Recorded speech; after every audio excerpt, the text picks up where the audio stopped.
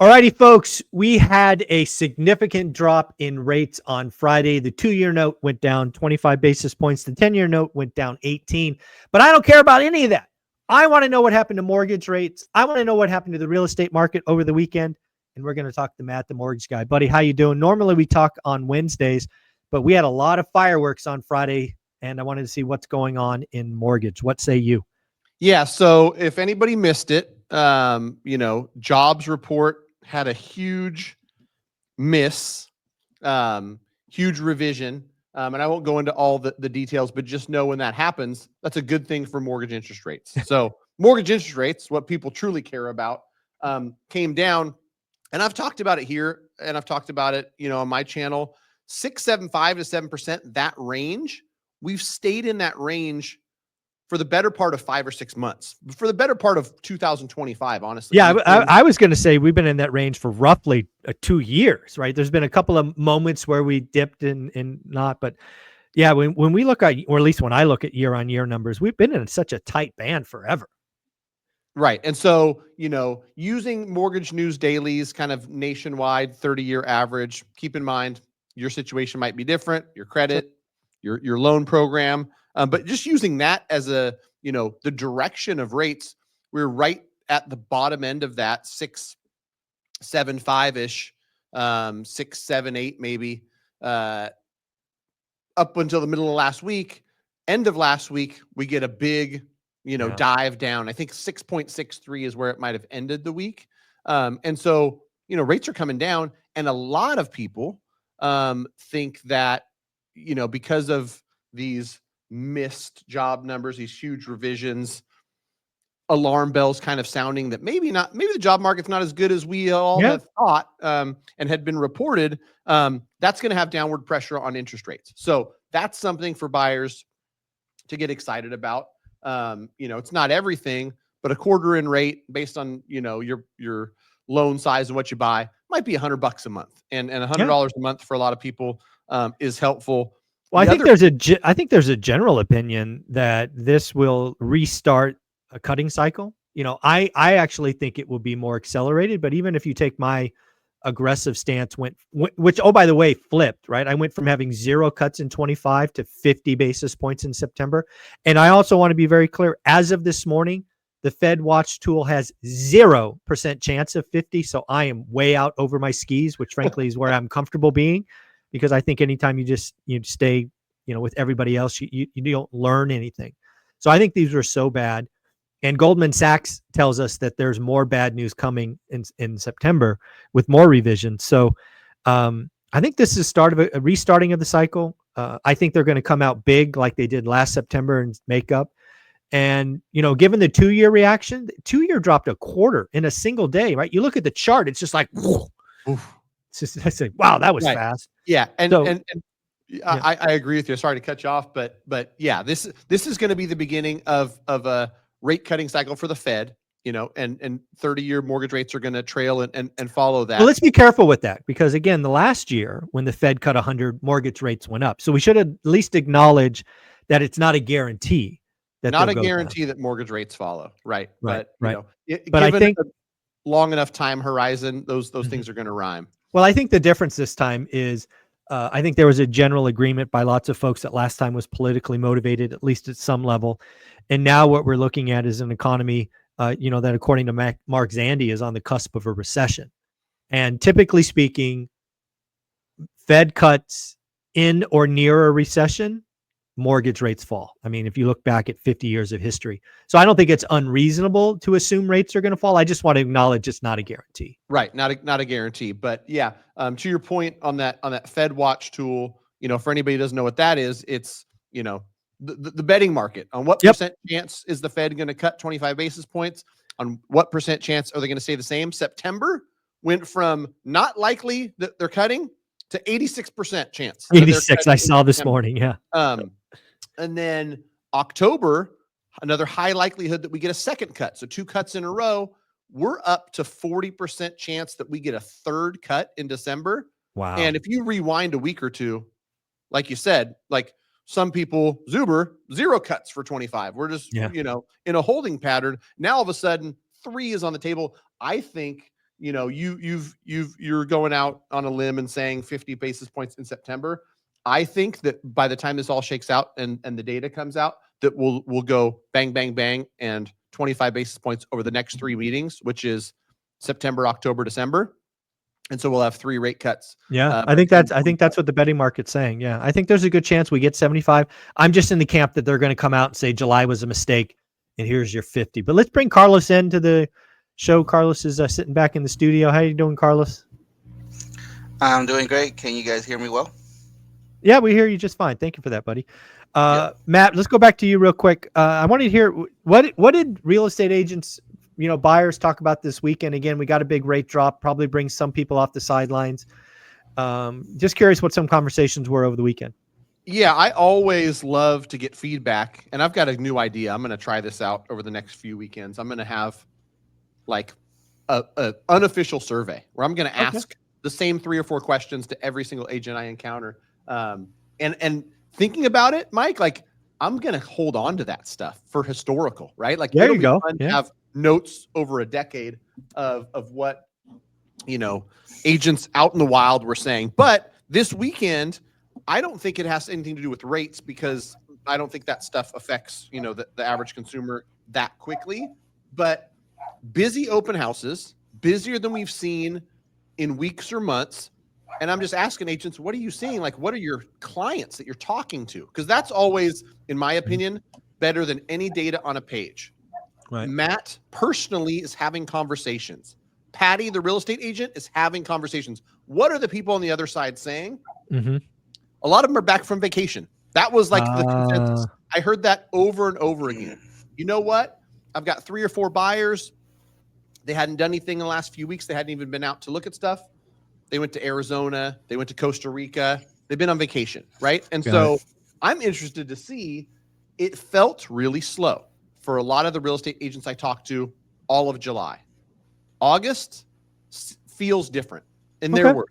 Feels different. So I guess we'll see, right? And this is the kind of stuff that there's no spreadsheet. There's no data to track, like, how many buyer clients are having conversations with their agent that they're ready to go look at 3 houses and submit an offer, right? Like there's no data for that. But I have a feeling that some buyers are going to be wandering back to the market. Yeah, very, very cool. Let's get Carlos involved. Hey, Carlos, one of the things I was thinking about asking you again, you're a real estate investor. You're also a handyman doing work for lots of folks, including Olivia and I. I'm curious, when you go to Home Depot and you're buying supplies, are you still seeing supplies, prices rise? Because I know there for a couple of years, given the supply chain issues, everything seemed to cost more and more, like paint and everything was, wood and just everything was costing more. Are you still seeing prices rise at Home Depot, or have they been flat for a while? I would say it's flat. It hasn't moved up. It moved up during the pandemic, and it probably gradually went down, but it hasn't gone any further there where I remember it before the pandemic. So everything seems to be kind of flat. Even the traffic at the store is kind of flat. Okay, that's good to know. Again, it's really interesting. Obviously, Home Depot imports a lot of goods from around the world, mainly China. Again, there's big tariffs on China products, so it's interesting to see that at least at this point, Home Depot's not raising prices. They could have bought ahead. They could have managed their supply chain, but something we're certainly going to watch. I'm curious. One of the things that I saw over the weekend, Carlos, is Fresno has 33% more active inventory this year than last year. Oh, by the way, Matt, Sacramento has 38% more, so you're a winner. Orange County's the big winner at 50%, but that's Adrian's ball of wax. But I'm curious, when you're looking at Fresno, Carlos, what are you seeing? Are you seeing more high end, more middle of the road, more distressed? What's going on with the inventory in Fresno from your perspective?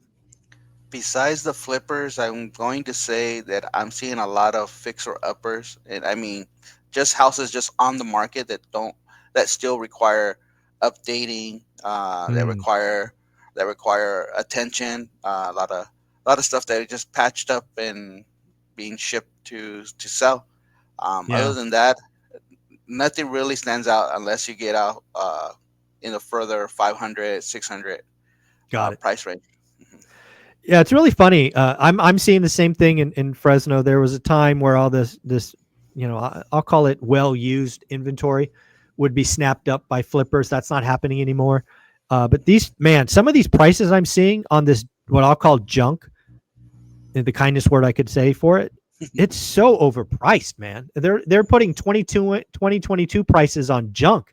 That stuff's not going to sell, man. And I think it will stay like that until maybe you see the interest rate go down. I think more people will jump in, and that stuff will eventually go away. I'm sure that there will be more flippers coming in if things shape up. Yeah. Yeah, I think it's going to be interesting because what I see in Fresno for some of this junk, it's clearly wish pricing, and I actually think one of two things is going to happen. Actually, I guess technically one of three. I think they're not going to sell. They're not going to sell anywhere near these prices. I mean, there's some stuff priced at 240, 260 that I wouldn't pay 160 for, right? Just to give you a feel for how overpriced some of this stuff is. I think those sellers are either going to take it off the market and make them rentals, because I think a lot of these were rentals. They just cleaned them up, kicked the tenant out, tried to sell it, and they missed the market. Or two, they're going to end up taking really nasty haircuts. Like I said, $100,000. I just don't know anybody's going to pay 260 for a 160 product. It's an interesting market for me to watch. Yeah, I was gonna chime in there too, because I had a really interesting conversation last week with a hard money lender. His family's been lending hard money for 100 years. Literally, this company's been around since the 1920s. And I asked him, because I'm curious, what are you seeing on your side? Yeah. And if the retail buyer is hesitant and pressing pause, the smartest investors know that. Right. On the exit of this property, I can't expect, my ARV, I can't fluff that up, or I've got to be really careful, right? And so he's telling me these investors he works with are being conservative. And the hard money company, his company that underwrites these things, they've dialed back. They're being conservative too. So everybody's being careful, and it's a smart strategy. But what that means for the seller is you're not getting the number you think you're getting, because everybody's playing conservative, and it starts with the investor who's, the best ones realize you got to be conservative. So, it'll be interesting to see that stuff, what that seller does after 90 days of crickets. Yeah, we're going to get delistings are up. Again, they were up 48% month on month. Cancellations are up. We're going to really start to see where the housing market is this month. As to your point, Ty can't be with us today because his son is starting first grade. As the school year gets started, are we coming back, or is it still going to be crickets? Because the housing market's in a depression now. Is it going to be lower mortgage rates that bring us back? Is it going to be, animal spirits coming back and really getting people flipping again? It's going to be fun to watch. Carlos, where can people reach out to you if they want to get some work done or just talk real estate? Well, they can always reach out by calling us at 559-681-8431. That's 559-681-8431. But I did wanted to ask you, Mike, sure, because of with the numbers that you've seen on the employment, are you thinking that we're still gonna in this, in the wintertime, sales are going to pick up, just because the chances of interest going down? Yeah, I still feel like that's going to be a good call. Again, housing's in a depression. You eventually have to find the bottom. Again, I'm talking a bottom in transactions. I still think it's September. It might be a month early. Maybe it's October, but we'll see. Then the jobs numbers, specifically the revisions, were so bad. Goldman Sachs warns us more revisions coming in 4 weeks. So watch out for that fireworks.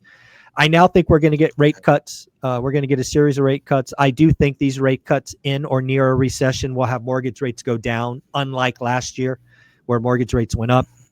The question I have is when and if we go sub 6. So the last question for you, Matt, I think you talked about earlier as we opened it, we were right around 6.6 Mortgage Business Daily. That's at par, right? That's with no points. Yeah, I'd say that might be a half a point to a point. Okay. Honestly, for most people, yeah. All right. Could Owner Ox get a 5.99 today with a point and a half or 2? Probably 3 points, and probably only the 30%. So not yet. Down. Yeah. So, okay. So not yet, right? When we get to a point where most people can get to 599 with a point or maybe two, because again, in a buyer's market, folks, if you're not getting seller to kick in 2 points, you're an idiot. So Mhm. what I'm really looking for is, when does 599 become 2 points or less? And that's going to be interesting. Again, to Carlos's question, the question I have myself is, when does that happen? It might happen this month. It might happen next month. It may never. It may not happen this year. So I just don't know. But I do think mortgage rates falling is a very likely outcome this year, unlike last year where rates went up. But it's never boring, so we're going to keep coming back each and every week. Matt, where can people find you? Go to greatmortgagebroker.com. We're more than happy to help. Fill out a quick form. Let us know where you're at and what you're looking to do, and we'll be in touch. Greatmortgagebroker.com. Thank you, buddy. Take care. Thanks, bud. Thanks, Carlos. Later. Yeah. Thanks, guys.